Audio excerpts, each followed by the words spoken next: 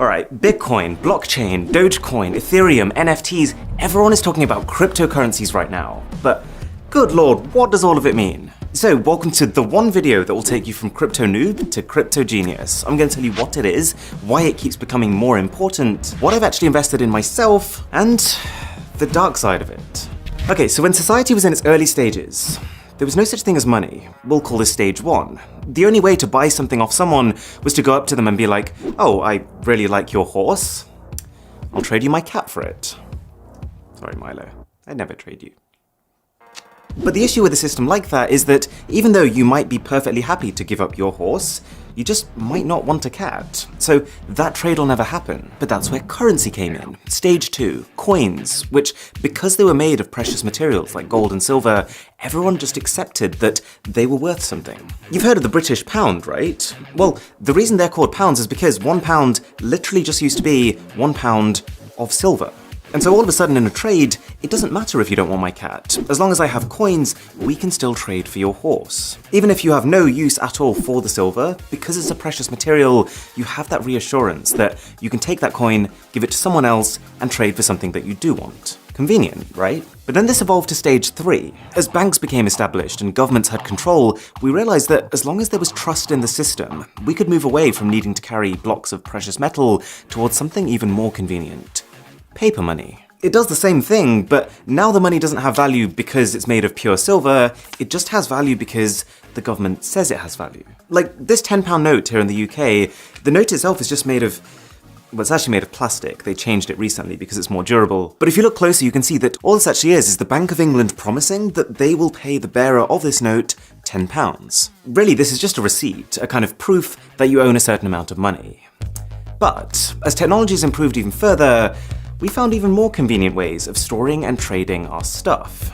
We're now in what I would call stage 4, where more people than ever are buying things online and using credit cards, and really when you're at that stage, we don't see our money anymore. It's not about coins or notes or cats, it's just entries on a spreadsheet. Like when I buy a music album from Amazon, all that's happening is that my bank adds an entry in my spreadsheet that says Aaron now has $10 less, and then Amazon's bank adds an entry that says they have $10 more. So, the reason I've given you this entire intro is to give you context on where cryptocurrency sits. It's seen by many people as the most convenient era of exchange ever.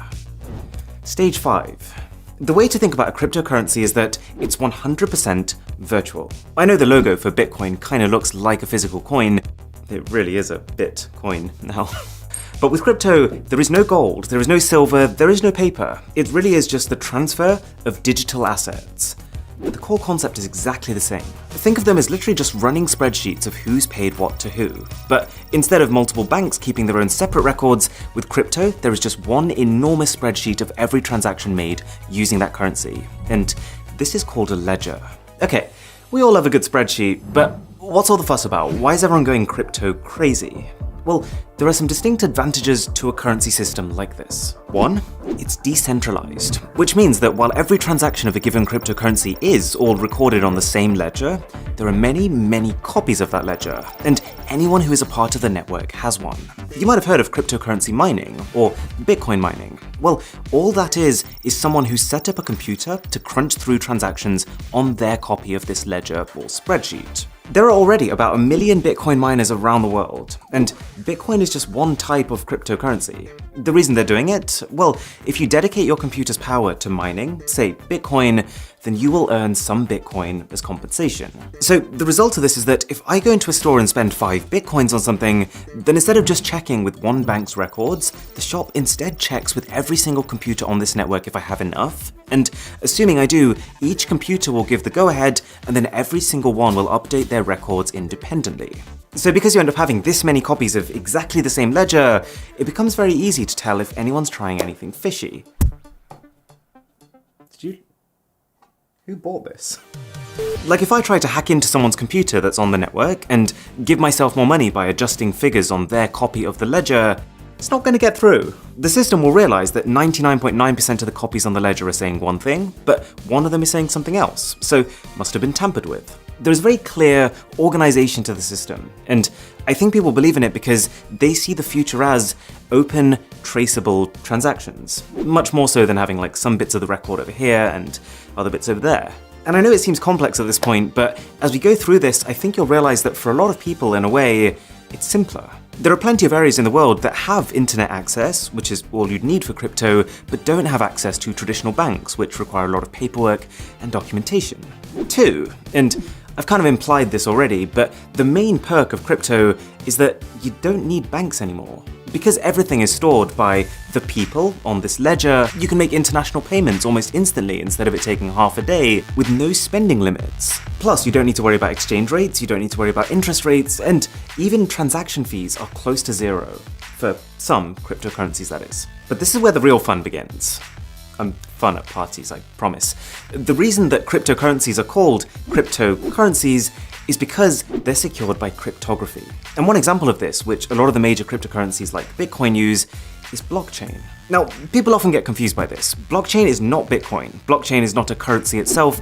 Blockchain is just a secure type of ledger. So you know that big spreadsheet that everyone has that's recording transactions? Blockchain is just a way of organizing it, funnily enough, into blocks.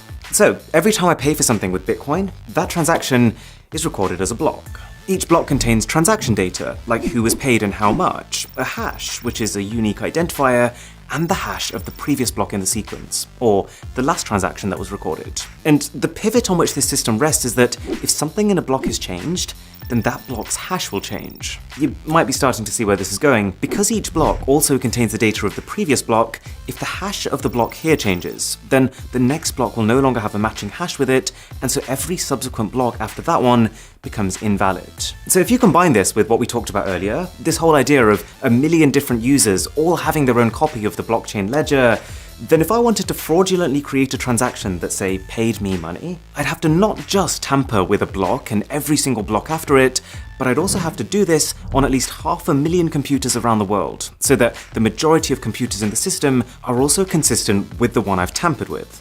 Probably not gonna happen. Whereas just hacking into someone's dollar account and sending myself money, that does happen. And it's sometimes as simple as just literally guessing someone's 6-digit PIN.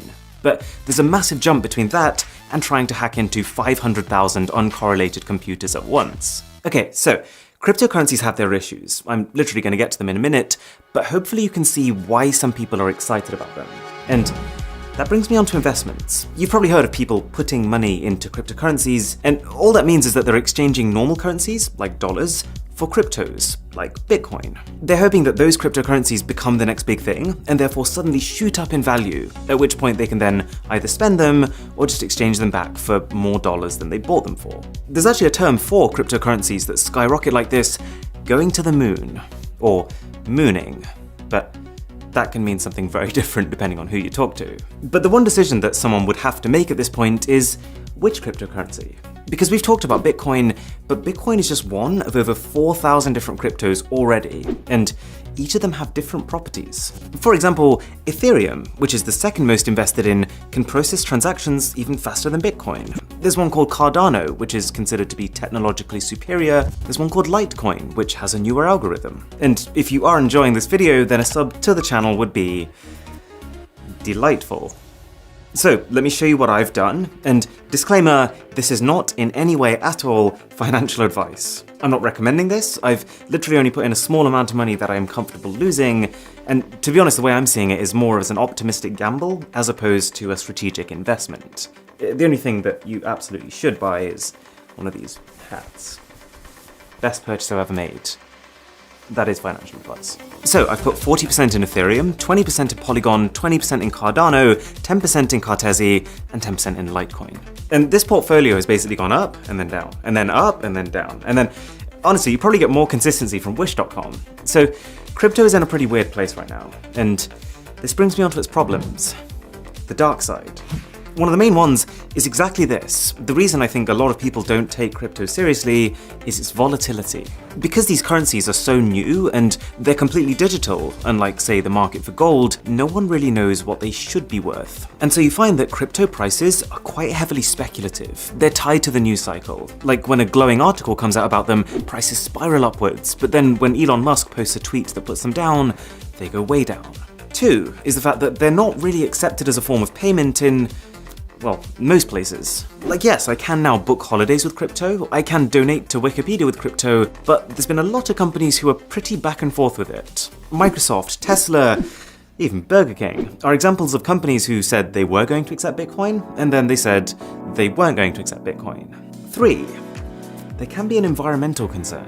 See, the whole reason why a lot of these cryptos are so secure is because of this concept of transactions being verified many times by many computers. So I think it's a fair criticism that in itself creates a fundamental inefficiency. That much computing power requires a lot of electricity. But at the same time, you could counter this by saying that traditional banking uses more electricity, that there are newer coins with better technology that are more efficient, and that one day we'll be able to get that electricity from renewable sources. Depends who you ask. And 4, there's also a pretty strong sentiment that because there's no real policing or regulation on crypto right now, it's like the perfect currency for criminals. But to be honest, I think the data speaks for itself on that one. According to Chainalysis, 0.34% of crypto transactions are criminal, up to 5% of normal cash transactions are criminal. And I think that's because it's a bit of a misconception that currencies like Bitcoin are anonymous. They're actually pseudonymous, which means that even though your actual details aren't visible to everyone, your public key, your unique identifier, will be permanently baked into the blockchain upon making transactions with it. So cash is just a better currency for most types of criminal activity, because by its very nature, it's untraceable. Don't ask me how I know that. But as well as the negatives, there are also just some straight up odd things that have come about because of crypto. For example, you might have heard of an NFT, a non-fungible token. If you haven't, you might want to take a seat for this one. I don't want to call it stupid, but this one's a head scratcher. So you know how now you can go into an art gallery and you can pay to own a painting? Well, now thanks to the blockchain, you can pay just to have digital ownership over something. So it doesn't stop anyone from using or sharing that thing, but all it means is that you'd effectively be the owner of the original, and they'd all be sharing copies of it, even if, for most intents and purposes, they look and behave identically. Like, a lot of these NFTs are literally just JPEG images. I think the reason some people find this stupid and kind of funny is that there's a distinct difference between buying an NFT and buying the rights over something. So if you buy the rights over something, that's a very legitimate purchase because you can create merch or sell licenses. With an NFT, you can't. The original owner still has all the reproduction rights over that piece. All it is that you're using the blockchain to prove that you have some ownership over that asset. But clearly, just being able to say that has some value, because an NFT of this Gucci ghost sold for $3,600. The CEO of Twitter, Jack Dorsey, he sold the first tweet he ever made as an NFT for $2.9 million. 5 words! I could do that. Any takers? And this one just blows my mind. This photo, which is basically an overview of one guy's pieces of art, sold for $69 million. Very nice. To clarify, this literally just gives the buyer some digital ownership over a JPEG image. And finally, you might have heard of Dogecoin. Dogecoin is based on the same tech as Litecoin, but it was created as a joke. People started sharing it and putting a bit of money into it because they thought it was funny, but that propelled its value to the point where now we have people who have actually become millionaires just because they bought Dogecoin when it was cheap. It's an interesting world out there. If you did find this useful, then do consider sharing it with a friend or family member who could benefit. I would really appreciate it. And for my best phones of 2021, click here. For an Instagram story that crashes your phone, click here. My name is Aaron, this is Mr. Who's the Boss, and I'll catch you in the next one.